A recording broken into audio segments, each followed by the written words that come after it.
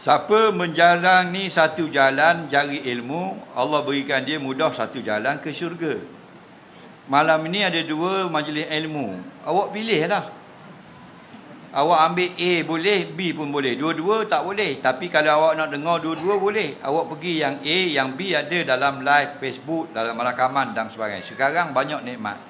Awak nak pergi 4 tempat semalaman boleh. Padahal kita tak gerak duduk rumah je. 4 tempat ada dalam rakaman. Betul tak?